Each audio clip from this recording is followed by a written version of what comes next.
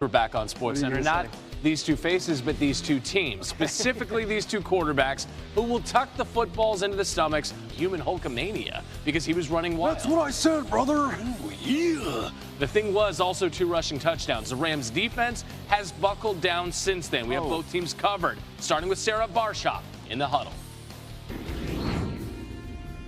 After Saquon Barkley set a franchise record for rushing yards against the Rams in Week 12, Jared Verse said, "I've never seen a running back like that." And while head coach Sean McVay in the forecast will alter the Rams' plans and they'll adapt, he pointed out that quarterback Matthew Stafford does have experience handling the ball in bad weather.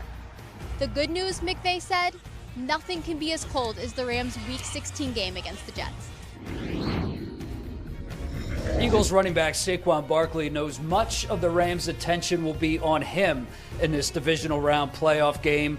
That's what happens when you go off for 255 yards. Several of his teammates and coaches throughout the course of the week talked about how much better this Rams defense has gotten since the first time around. That being said, there remains a high degree of confidence that this rushing attack will sustain even with the extra attention.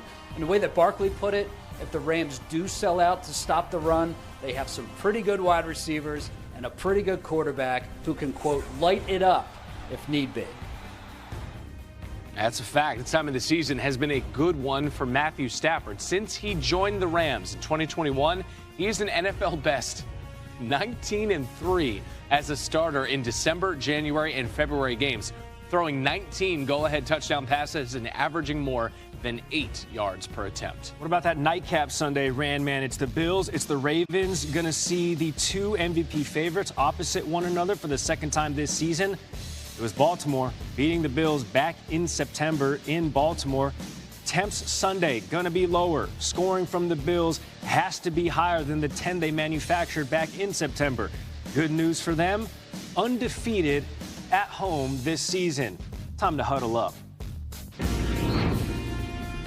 Pro Bowl wide receiver Zay Flowers did not practice all week, but the Ravens have not officially ruled him out. After Friday's practice, I asked Ravens coach John Harbaugh whether he thinks Flowers will be able to play Sunday. Harbaugh told me, "I think he'll have a chance."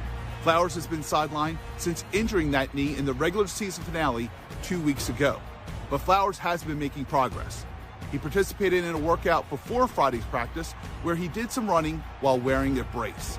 Ravens quarterback Lamar Jackson told me it would be a huge challenge if Flowers can't play. But he added, they have a lot of players who are locked in and ready to step up. This is what everyone's been waiting for, right? That's how Buffalo Bills head coach Sean McDermott started out this Bills-Ravens week, and with all eyes on the MVP contenders in Josh Allen and Lamar Jackson, he couldn't be more right. For this Bills team, though, this has been a pretty loose week in the locker room here in Orchard Park, really like any other. You wouldn't quite know the magnitude. And Allen even said the biggest fear going into this one is letting each other down. Now the Bills are trying to end a streak of 3 straight losses in the divisional round, in addition to coming back from a blowout loss to the Ravens in Week 4. Left tackle Deion Dawkins told me that this is a whole different team, though. When it comes to the other side of the ball and limiting Lamar Jackson, there have been outside questions about the size of this Bills defense. McDermott kept it pretty to the point and said, "I guess we'll find out." So you see a postseason graphic with the Chiefs and you're like, oh, this must be great. Actually, the Bills are trying to avoid being added to this list and avoid being eliminated at home for the 3rd straight postseason, having been knocked out by the Bengals and the Chiefs in the divisional round the last 2 years. In the league's history, only 3 teams have been eliminated at home 3 straight postseasons.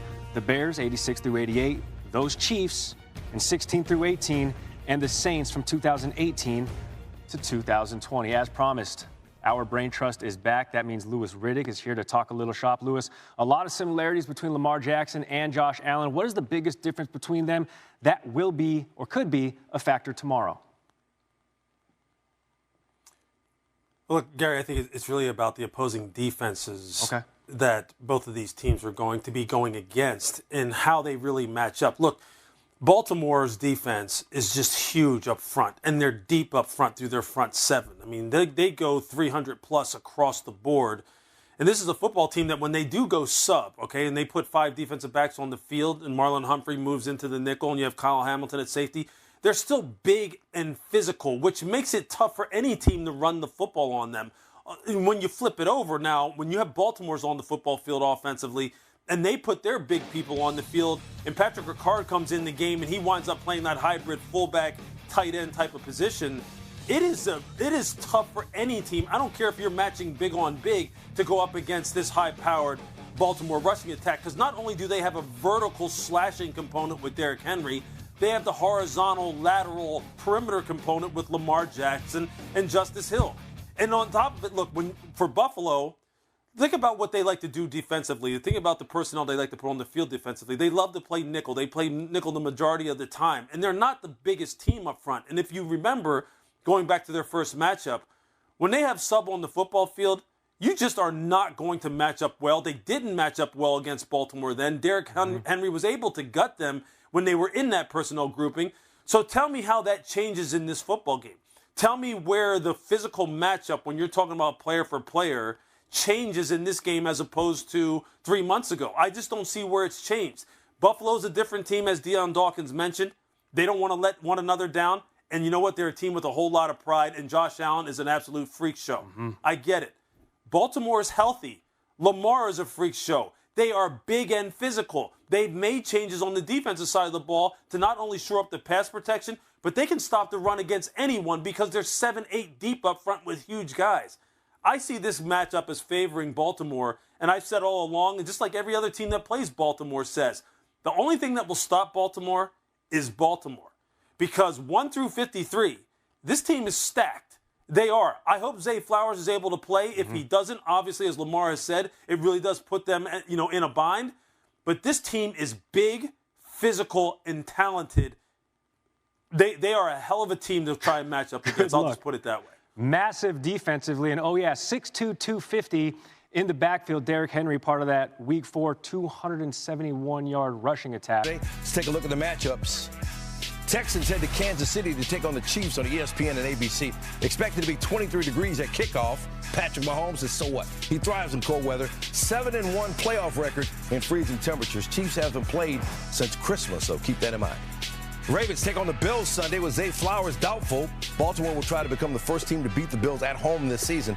Buffalo had the highest home point differential during the regular season. In the NFC, Eagles host the Rams on Sunday. In their first meeting this season, Saquon Barkley, Philly seeking its second conference championship appearance in 3 years. And finally, rookie Jayden Daniels and the Commanders take on the 1-seed Lions on Saturday. That's the 6th time in the Super Bowl era that a rookie quarterback will face a team that had at least a share of the best record in the NFL. Here's Mina Kimes on what to watch for in that game. All right, Lions-Commanders features 2 offenses, 2 quarterbacks who are playing phenomenal football as of late. Starting with Detroit, though, I think as much as Jared Goff will have success throwing off and play action over the middle of the field, it's really about that run game against Commanders defense, which has struggled all year to stop outside zone runs. Jahmyr Gibbs is one of the best outside zone runners in the NFL, so I suspect he's going to get the ball a lot. On the flip side, Jayden Daniels, we know what this Lions defense under Aaron Glenn likes to do. They play a lot of man coverage.